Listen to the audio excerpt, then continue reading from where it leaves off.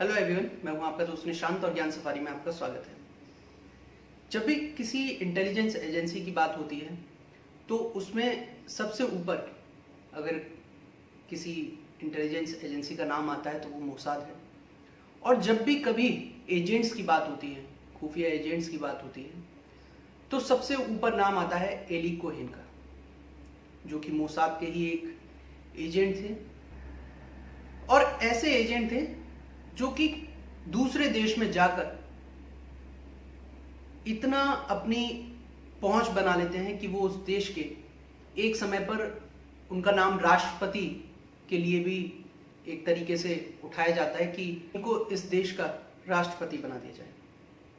क्या है ये पूरी कहानी और किस तरीके से एली कोहेन की वजह से 1967 में जो इजराइल ने 6 दिनों में 6 देशों को हराया, और किस तरीके से मतलब एली कोहेन ने क्या किया इस जंग को, इजराइल को जिताने में ऐसी क्या मदद की, उसको भी आज हम इस वीडियो में जानेंगे। एली कोहेन का जन्म 6 दिसंबर 1924 को हुआ था मिस्र के अलेक्जेंड्रिया में। इनका पूरा परिवार वहीं पर रहता था। इनकी जो माता थी वो सीरिया से बिलोंग करती थी और जो पिता थे वो यहूदी थे। क्योंकि उस समय तक कोई भी यहूदी देश नहीं बना था, तो सभी जितने भी यहूदी थे सब इधर उधर देशों में बटे हुए थे। लेकिन जब 1948 में इजराइल का गठन हुआ, तब जितने भी देशों में यहूदी, क्योंकि इजराइल इकलौता यहूदी देश है, और इस देश की सबसे जो प्रॉब्लम वाली बात है वो ये है कि ये 16 अरब देशों से घिरा हुआ है, जिसकी वजह से इजराइल पर हमेशा जो युद्ध के संकट होते हैं वो हमेशा घेराते रहते हैं। इसीलिए इजराइल को अपनी ताकत और अपने देश को इतना मजबूत करने की जरूरत है कि वो जो आसपास इतने सारे जो देश हैं उनसे आंखों में आंखें डालकर बात कर सके, और उनके द्वारा अगर कोई भी कार्यवाही होती है तो उसका मुंहतोड़ जवाब दे सके। और इसमें जो सबसे ज्यादा मदद मिलती है इजराइल को, वो इनकी इंटेलिजेंस एजेंसी मोसाद के द्वारा मिलती है। जब 1948 में इजराइल का गठन हो गया, एक यहूदी देश बन गया इकलौता पूरी दुनिया में, तो जितने भी देशों में यहूदी लोग थे सब इजराइल को मूव करने लगे, इजराइल में पलायन करने लगे। उसी समय मिस्र में जो इनका परिवार था एली कोहेन का, अलेक्जेंड्रिया में रहता था, ये लोग भी वहां से मूव करना चाह रहे थे। पूरा परिवार इजराइल आ रहा था, लेकिन क्योंकि उस समय एली कोहेन की स्टडी चल रही थी वहां पर, तो इसलिए एली कोहेन तो उस समय पर नहीं आया, लेकिन इनका परिवार इजराइल में आके बस गया। लेकिन फाइनली फरवरी 1957 को एली कोहेन की जब पढ़ाई खत्म हो गई और वो इजराइल वापस आया, वहां रहने लगा, वहां सब कुछ देखा, तो उसे एक अंदर से ऐसी चाह हुई कि मैं भी अपने देश के लिए कुछ करूं। अब क्योंकि एली कोहेन की सबसे जो ताकत वाली बात थी वो ये थी कि उसका बहुत सारी लैंग्वेजेस पे कमांड था। उन्हीं में सबसे ज्यादा 3 लैंग्वेजेस जो उसको बहुत अच्छे से आती थी, जिसपे बहुत अच्छी पकड़ थी, इंग्लिश, हिब्रू और अरबी। अब क्योंकि वो देश के लिए कुछ करना चाहता था, इसलिए उसने वहां पर एक जासूसी का एक एग्जाम होता है उसको दिया, एक कोर्स होता है उसको किया। अब क्योंकि इन्हें बहुत सारी लैंग्वेजेस आती थी, तो इसीलिए मोसाद एजेंसी को भी लगा कि ये हमारे बहुत काम आ सकता है। और वैसे भी इजराइल में हर व्यक्ति चाहता है, हर नागरिक चाहता है। मैंने आपको पहले भी बताया था कि इजराइल में हर किसी को मिलिट्री की ट्रेनिंग लेनी है, चाहे वो महिला हो चाहे आदमी हो। वहां का हर नागरिक चाहता है कि वो अपने देश को सर्व करे, मिलिट्री में ज्वाइन हो। मोसाद में सबसे ज्यादा उसकी इच्छा रहती है कि वो मोसाद के लिए काम करे। लेकिन जहां पर एजेंसी खुद आप में इंटरेस्ट दिखाए तो ये बहुत बड़ी बात है एक व्यक्ति के पॉइंट ऑफ व्यू से।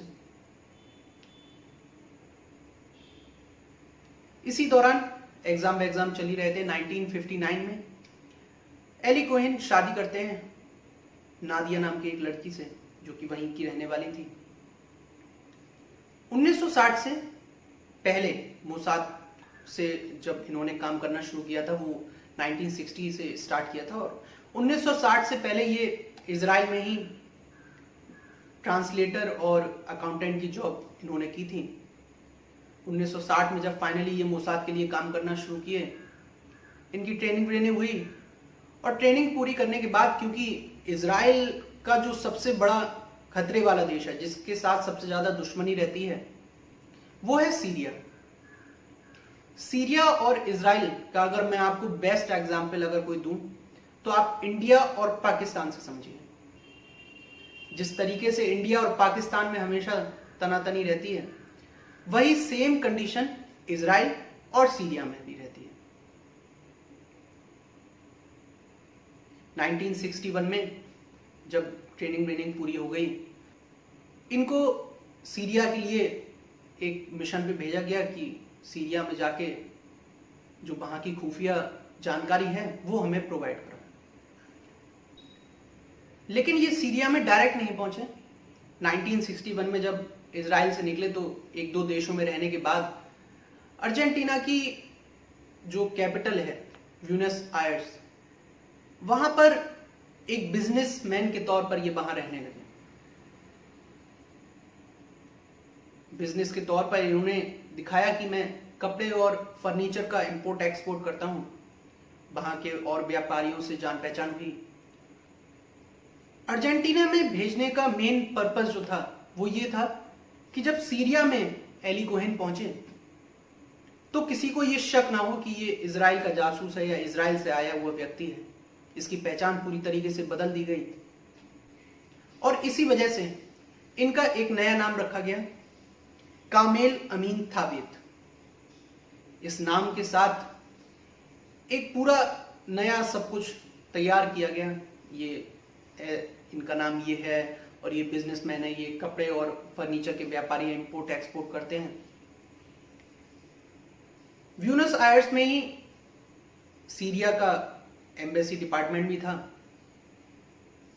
अब क्योंकि बिजनेसमैन थे तो वहां हल्के हल्के कुछ अधिकारियों से बातचीत होने लगी, दोस्ती हो गई वहां पर। वहां के जो फर्नीचर से रिलेटेड कोई काम होता था तो वो उन्हें मिलने लगा, और इन्हीं सब कामों के जरिए इनकी दोस्ती हुई अमीन अल हफीज से, जो कि आगे चलकर राष्ट्रपति भी बनते हैं सीरिया के। और ये दोस्ती जब ये सीरिया पहुंचते हैं तो ये बहुत फायदेमंद होती है, क्योंकि जब ये राष्ट्रपति बन जाते हैं तो बहुत सारे डिपार्टमेंट्स में इनकी एली कोहेन की बहुत अच्छी जान पहचान हो जाती है, और सब लोग जानते हैं कि अरे ये राष्ट्रपति के बहुत अच्छे मित्र हैं। तो इसलिए ज़्यादा इन्हें कोई परेशानी, अपनी एक पहुंच बनाने में ज़्यादा कोई परेशानी महसूस नहीं हुई। एली कोहेन 1962 के आसपास सीरिया पहुंचते हैं। सीरिया की जो राजधानी है दमिश्क, वहां पर ये अपना एक तरीके से अड्डा जमाते हैं, वहीं पर रहने लगते हैं एक घर लेकर। उसके बाद वहां पर, क्योंकि सीरिया जब ये अर्जेंटीना में थे तो वहां पर जो सीरिया का एम्बेसी था वहां पर अच्छी जान पहचान हो गई थी, तो इसलिए दमिश्क में जब ये रहने आए तो वहां पर जो डिपार्टमेंट्स थे वहां पर इन्हें अच्छे से काम मिलने लगा। सबको लगा ये बहुत बड़े बिजनेसमैन हैं, क्योंकि माँ भी सीरिया से थी तो एक कोई ऐसा शक नहीं हो सकता था कि ये किसी और देश के जासूस हो सकते हैं। और बहुत ही बखूबी और बहुत ही सावधानी से ये अपना काम कर रहे थे, जो भी जानकारी होती थी निकालते थे। बहुत सारी जगहों पर ये बहुत पैसा खर्च करते थे, बहुत बड़ी बड़ी पार्टी दिया करते थे, जिससे कि जो बड़े अफसर होते थे वो इन पार्टियों में आते थे और इनसे बहुत अच्छी दोस्ती एक समय पर हो जाती थी। जो लोग इनसे दोस्ती कर लेते थे उनसे तो कोई परेशानी की बात नहीं थी कोई भी इंफॉर्मेशन निकालना या किसी भी डिपार्टमेंट में जाना। लेकिन जो लोग दोस्ती नहीं करते थे उनके लिए इन्होंने एक दूसरा तरीका अपनाया। बताया जाता है कि इनकी टोटल 17 गर्लफ्रेंड थी। तो जो लोग इनसे दोस्ती नहीं करते थे उन्हें ये इन्हीं गर्लफ्रेंड के द्वारा हनी ट्रैप में फंसाते थे और उसके बाद जो खुफिया जानकारी होती थी वो इनसे निकलवा लेते थे। अब क्योंकि एली कोहेन ने अपने आप को इतना बड़ा बिजनेसमैन, अमीर आदमी इस तरीके से दिखाया था, बहुत रुपया खर्च करता था, इतने सारे ऑफिसर्स से जान पहचान हो गई थी, तो बहुत सारे डिपार्टमेंट्स का उसको काम मिलने लगा। बहुत सारी मीटिंग्स में उसकी इतनी पहुंच हो गई कि डिफेंस की मीटिंगों में उसको बुलाया जाने लगा। जो सबसे मेन जो डिपार्टमेंट पर इनका फोकस रहा है एली कोहेन का, वो आपका डिफेंस का ही था। बहुत सारे और भी डिपार्टमेंट्स थे जो वहाँ के जो जिसमें ये इन्वॉल्व रहते थे, लेकिन मेनली डिफेंस पर ज़्यादा इनका फोकस रहता था, क्योंकि उससे ये पता लग जाता था कि कौन सी आर्मी कहाँ जा रही है, कहाँ क्या मूवमेंट हो रहा है, ये सारी इंफॉर्मेशन वो इजराइल को पहुंचा देते थे। कुछ ही समय बाद इजराइल की तरफ से एली कोहेन को मैसेज आता है कि जो गोलान हाइट्स है, जहां पर इजराइल और सीरिया का बॉर्डर लगता है, वहां पर सीरिया ने अपने जो आर्मी कैंप बनाए हैं, आर्मी की क्या क्या पोजीशन है, इसके बारे में जल्द से जल्द पता करो, क्योंकि ये खतरा बन गया था कि शायद सीरिया हमला करने वाला है और अगर उन्हें आर्मी की पोजीशन के बारे में सही से पता होगा तो जंग जीतने में आसानी होगी। और यही एक कारण था। इसी के बाद एली कोहेन ने एक स्ट्रेटेजी बनाई थी जिसके तहत इजराइल ने 6 दिनों में 6 देशों को हराया था। वो स्ट्रेटेजी क्या थी अभी आपको आगे वीडियो में पता लगेगा। अब जैसे ही इजराइल की तरफ से ये मैसेज एली कोहेन को मिला, एली कोहेन तुरंत काम पे लग गए। वैसे भी जब इतना ज्यादा इंटरप्ट हो गए थे, इतने सारे डिपार्टमेंट में इतनी ऊंची पहुंच हो गई थी, राष्ट्रपति भी इनके मित्र थे, तो जानकारी जुटाना बहुत मुश्किल बात नहीं थी। इन्होंने सीरिया के जो ऑफिशियल्स थे डिफेंस के, उन्हें कन्विंस कर लिया कि जो गोलान हाइट्स है वहां पर हमें यूकेलिप्टस के पेड़ लगाने चाहिए, जिससे कि हमारे सैनिकों को मदद मिल सकेगी। मतलब ये सीरिया की तरफ से बोल रहे थे कि हमारे सैनिकों को मदद मिलेगी। कन्विंस करते हैं, ऑफिशियल्स कन्विंस हो जाते हैं। और सबसे बड़ी बात यह थी कि जब पैसा पूरा कोहेन खर्च कर रहे हैं तो डिपार्टमेंट को कोई दिक्कत भी नहीं थी। इसी वजह से एली कोहेन को जो वहां के ऑफिशियल्स होते हैं, जो डिफेंस मिनिस्ट्री के ऑफिशियल्स होते हैं, वो गोलान हाइट्स लेकर जाते हैं, वहां पे पूरा एरिया दिखाते हैं।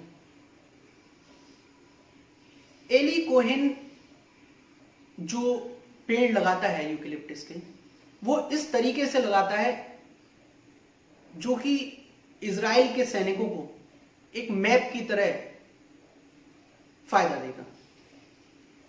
मतलब एक मैप बनाता है यूकेलिप्टस के पेड़ लगा के, जिससे कि जब इजराइल और इनके बीच में लड़ाई हो तो ये यूकेलिप्टस के पेड़ इजराइल को मदद दे पाए कि यहाँ यहाँ फौजी तैनात हैं, यहाँ यहाँ कैंप हैं, जिससे कि जंग में इजराइल को बहुत बड़ा फायदा होता है।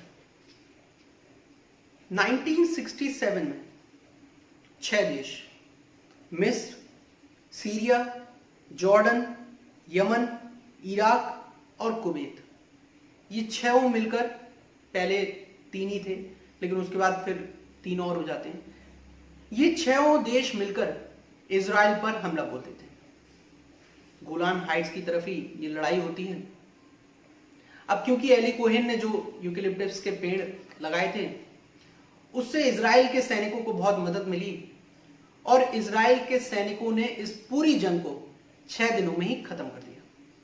मतलब 6 दिनों में ही इस जंग को जीता, 6 देशों को हराया और साथ ही साथ गोलान हाइट्स जो कि सीरिया के कब्जे में था, उसका आधे से ज्यादा भाग पर अपना कब्जा जमा लिया।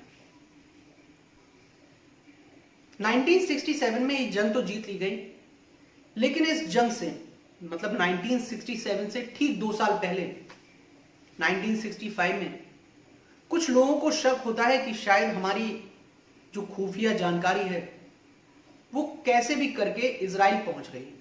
कोई ऐसा पर्सन है हमारे बीच में जो बहुत ऊंचे पद पर है और ये सारी इंफॉर्मेशन को इजराइल तक पहुंचा रहा है। सारे ऑफिशियल्स जो भी, ज्यादा लोगों को इस बारे में नहीं बताया जाता है क्योंकि कहा जाता है कि उन लोगों के दिमाग में ये था कि इसमें कोई बहुत ऊंचे पद का व्यक्ति इन्वॉल्व है, इसलिए इस जानकारी को गुप्त ही रखा जाता है। और चुपचाप से इस स्पाई के बारे में, इस जासूस के बारे में जानकारी निकालने के लिए उस समय के सोवियत संघ, मतलब आज का जो रूस है, उसकी इंटेलिजेंस एजेंसी केजीबी की मदद ली जाती है। इजराइल ने कोहेन को बहुत बार आगाह भी किया था कि तुम जब ट्रांसमिशन का जब यूज किया करो, मतलब एक सोर्स होता है जिसकी वजह से जो कोहेन था वो इजराइल तक अपनी जानकारी पहुंचाता था। तो उसने कहा था, इजराइल ने सचेत किया था कि तुम जब भी ट्रांसमिशन का यूज किया करो थोड़ा सा संभल कर और ज्यादा यूज मत किया करो, जब भी बहुत ज्यादा इंपॉर्टेंट हो तभी उसका यूज करो, फ्रिक्वेंटली मत करो, मतलब एक दिन में 2 बार 3 बार मत करो। लेकिन कोहेन को लगने लगा कि मैं इतना ज्यादा मेरी पहुंच हो गई है, एक ओवर कॉन्फिडेंस सा कोहेन में आ गया कि अब मुझे कोई पकड़ नहीं सकता। इसीलिए उसे इन सारी चीजों का डर नहीं रहा कि, और ना उसने इन चीजों पर ध्यान दिया जो इजराइल की तरफ से बताई गई। उसे सारी जानकारी जैसे ही मिलती थी, कोई भी जानकारी उसे इतनी जल्दी होती थी कि वो एक एक दिन में 2-2 3-3 बार उस ट्रांसमिशन को यूज करता था। जब केजीबी को इसमें इन्वॉल्व किया गया तो केजीबी ने सबसे पहले यह सोचा कि जो जानकारी है वो किस तरीके से पहुंचाई जा रही होगी, ट्रांसमिशन के थ्रू पहुंचाई होगी, रेडियो फ्रीक्वेंसी के थ्रू। तो उन्होंने इस फ्रीक्वेंसी को, इस सिग्नल को पकड़ने के लिए एक डिवाइस तैयार की और उसके बाद उन सभी कॉलों को सर्विलांस पे लगाया गया जो कि सीरिया से इजराइल के लिए या कहीं बाहर देशों में बात होती थी। मेन जो नजर थी वो इजराइल पर ही रखी गई थी। अब कोहेन इन सारी चीजों से बेखबर था और इसके अंदर जो ये भावना थी कि मुझे कोई पकड़ नहीं सकता, उसके पीछे सबसे बड़ी वजह यह थी कि कोहेन को उस समय का डेप्यूटी डिफेंस मिनिस्टर बनाने की मांग उठी। सब लोगों ने कहा कि आप इतना ज्यादा काम कर रहे हैं हमारे देश के लिए, इतना कुछ कर रहे हैं, हम आपको डेप्यूटी डिफेंस मिनिस्टर बनाना चाहते हैं। लेकिन कोहेन ने इस पद को लेने से मना कर दिया। इनफैक्ट यहां तक भी कहा जाता है कि कोहेन के जो मित्र थे, जो उस समय के राष्ट्रपति थे अमीन अल हफीज, जब उन्हें लगा कि मेरी एज हो गई है और मेरे ना होने पर इस देश की कमान कौन संभालेगा, तो उनके द्वारा, और साथ ही साथ ये कहानी है कि साथ ही साथ कुछ लोगों का ये मानना था कि कोहेन कोई, मतलब जो इनका जो नाम बदल के जो चेंज किया गया था, कामिल अमीन थाबित, इनका नाम सामने लाया गया कि इनको राष्ट्रपति बना दिया जाए। तो इसीलिए कोहेन को कहीं ना कहीं लगने लगा कि मुझे अब कोई पकड़ नहीं सकता, मेरी पहुंच इतनी हो गई है कि मैं अब कुछ भी कर सकता हूं। अब आप खुद इमेजिन करिए, एक दूसरे देश का जासूस किसी दूसरे देश में जाकर, जहां पर वो जासूसी कर रहा है, और वो राष्ट्रपति के अगर पद पर पहुंच जाए तो इजराइल को कितना इन सारी चीजों से बेनिफिट होता, क्योंकि जितनी भी फिर पॉलिसी सीरिया की तरफ से बनती वो सब इजराइल के कहीं ना कहीं फेवर में होती। इजराइल के फेवर में तो कंडीशंस अभी भी चल रही थी, क्योंकि बहुत सारी खुफिया जानकारी इजराइल को दी जा रही थी कोहेन के द्वारा। ये जो कोहेन का ओवर कॉन्फिडेंस था, यही उसके लिए सबसे बड़ा खतरा बन गया। अप्रैल 1965 को कोहेन जानकारी इजराइल को दे रहा था, मोसाद एजेंसी को दे रहा था, अपने ट्रांसमिशन का यूज करके केजीबी ये सारी बातों को सुनता है और सिग्नल को पकड़ते पकड़ते ये दमिश्क पहुंचकर जो कोहेन जहां पर रहता था वहां पर पहुंच जाते हैं और कोहेन को तुरंत गिरफ्तार कर लिया जाता है। ये बात जैसे ही सीरिया के ऑफिशियल्स और सब में फैलती है, सबके सब चौंक जाते हैं। मतलब एक पर्सन जो इतना ज्यादा इन्वॉल्व सब में रहा, वही उसको हम कभी जान ही नहीं पाए, ये दूसरे देश का जासूस है। इजराइल को भी ये बात पता लगती है कि कोहेन को गिरफ्तार कर लिया गया है। इजराइल अपनी पूरी ताकत लगाता है कि कैसे भी करके हम कोहेन को बचा लें, क्योंकि कोहेन एक ऐसा एजेंट था जिसने 4-5 साल के अपने करियर में ही इतनी बड़ी उपलब्धि प्राप्त कर ली थी कि वो दूसरे देश का राष्ट्रपति भी बन जाता अगर उससे ये 2-4 छोटी जो गलतियां उसने की ओवर कॉन्फिडेंस में, अगर वो नहीं करता। अब जब केजीबी सिग्नल पकड़ के और उनको गिरफ्तार करती है, बहुत टॉर्चर किया जाता है कोहेन को। कहा जाता है कि उनके जितने भी नाखून थे सब निकाल लिए जाते हैं और जो 3rd डिग्री या जो भी टॉर्चर किया जा सकता था मैक्सिमम, वो किया जाता है। और फाइनली दमिश्क के ही एक चौराहे पर इनको सरेआम फांसी दे दी जाती है। और जब फांसी दी जाती है तो इनके शरीर पर यहूदी विरोधी नारे पूरे लिखे होते हैं सब पर।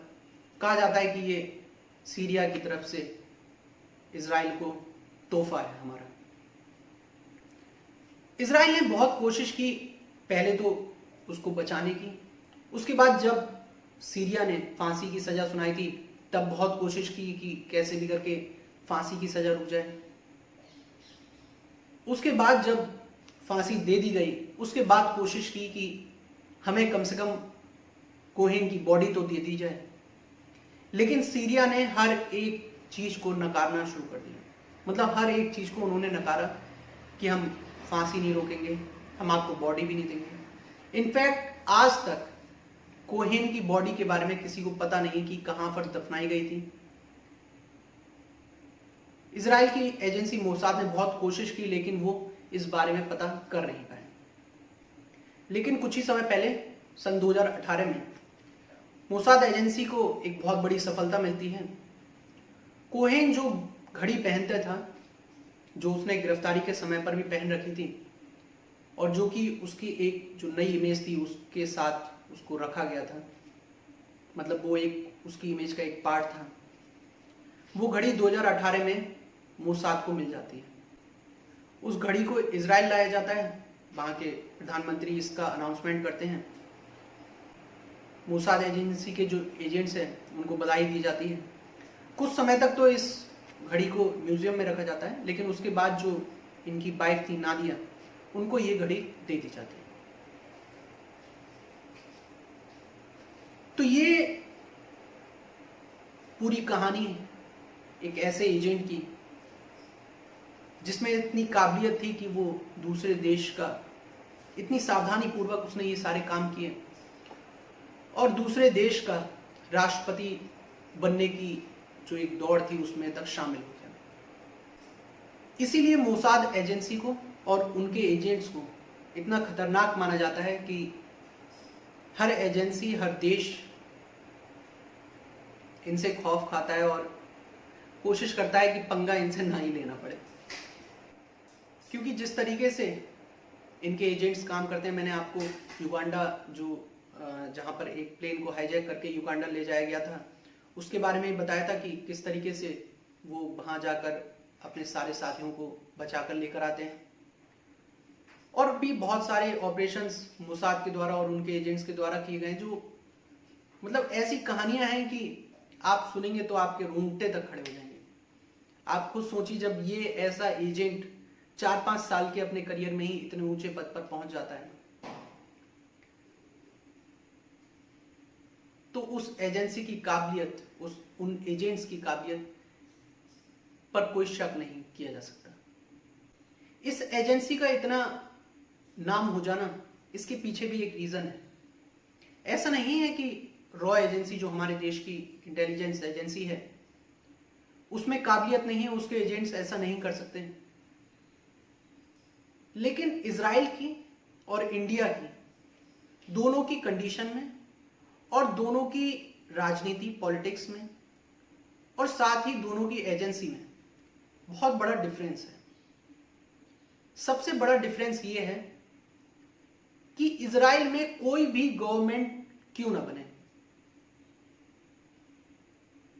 किसी की भी गवर्नमेंट क्यों ना हो, चाहे सबके मिलाकर बने, चाहे मेजोरिटी में बने, चाहे बहुत सारे लोगों को मिलाकर वो गवर्नमेंट बनाई जाए, लेकिन कभी भी कोई भी पर्सन जो ऊंचे पद पर पहुंच गया वो कभी भी मोसाद के एजेंट्स, इन लोगों के खिलाफ कोई पॉलिटिक्स या किसी भी तरीके की कोई जो बजट होते हैं या फिर उन्हें सपोर्ट करने की बात होती है, उनसे पीछे नहीं हटता है।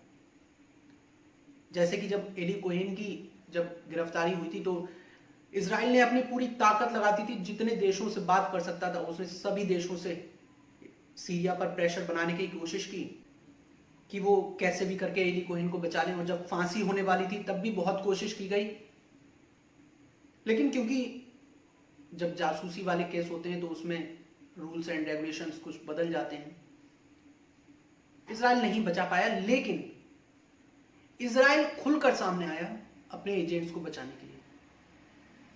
जबकि बहुत सारे केसेस में ऐसा होता है कि अगर आप पकड़े जाते हो या कुछ भी होता है तो देश मना कर देते हैं या मना कर सकते हैं, ये पॉलिसी में होता है या जो भी होता हो। वहीं रॉ की अगर बात की जाए या हमारे देश की बात की जाए तो बेशक हर पॉलिटिशियन रॉ की इंपॉर्टेंस को समझता तो है, लेकिन हमारे यहां पॉलिटिक्स इतनी ज्यादा होती है कि सिक्योरिटी को लेकर कॉम्प्रोमाइजेस बहुत किए जाते हैं। ये हमने हामिद अंसारी वाले केस में भी देखा, मोरारजी देसाई वाले केस में भी देखा, और भी बहुत सारी बातें हैं जिनमें हम इन चीजों को देख सकते हैं। और इसी वजह से कहीं ना कहीं रॉ और मोसाद में बहुत अंतर है। ऐसा नहीं है कि रॉ मोसाद से और ऊपर नहीं जा सकती या मोसाद को टक्कर नहीं दे सकती। बहुत सारे ऑपरेशंस तो मोसाद और रॉ मिलकर करते हैं, क्योंकि इजराइल जो है भारत का बहुत अच्छा देश है। मोदी जी और नेतन्याहू जी की तो बहुत अच्छी दोस्ती मानी जाती है। जो हथियार हैं अब तो भारत को वो भी प्रोवाइड किए जा रहे हैं इजराइल की तरफ से। लेकिन मोसाद को टक्कर देना, उसके लिए हमें अपनी कुछ पॉलिसीज में और भी चेंज करने पड़ेंगे। और साथ ही साथ इन चीजों को, मतलब देश की सिक्योरिटी को पॉलिटिक्स से सबसे पहले हमें दूर करना होगा। तभी हम अपनी रॉ एजेंसी को भी, जो ऐसे कारनामे हैं, हम ऐसे कारनामों को और भी ज्यादा सुन सकेंगे और दुनिया में हमारी एजेंसी का भी और बड़ा नाम होगा। तो दोस्तों, ये थी पूरी कहानी एली कोहेन के बारे में। उम्मीद करता हूं आपको ये पूरी कहानी अच्छी लगी होगी और मैं अच्छे से आपको बता पाया हूँगा। अगर कोई भी कमी लगती है या किसी और ऑपरेशन के बारे में या किसी भी टॉपिक के बारे में आप वीडियो चाहते हैं तो आप मुझे कमेंट सेक्शन में लिखकर जरूर बताइएगा। अगर आपको ये वीडियो पसंद आया हो तो इस वीडियो को लाइक करें, लोगों के साथ शेयर करें, जिससे कि वो भी ऐसे जो हमारे दुनिया में जो जासूस हुए, जिन्होंने अपने देश के लिए इतना कुछ किया, उनके बारे में भी जान सकें। अगर अभी तक आपने हमारे चैनल को सब्सक्राइब ना किया हो तो चैनल को जरूर सब्सक्राइब करें और बेल आइकन को जरूर प्रेस करिएगा, जिससे कि हमारी कोई भी नई वीडियो आपको तुरंत नोटिफाई हो सके। Thank you so much.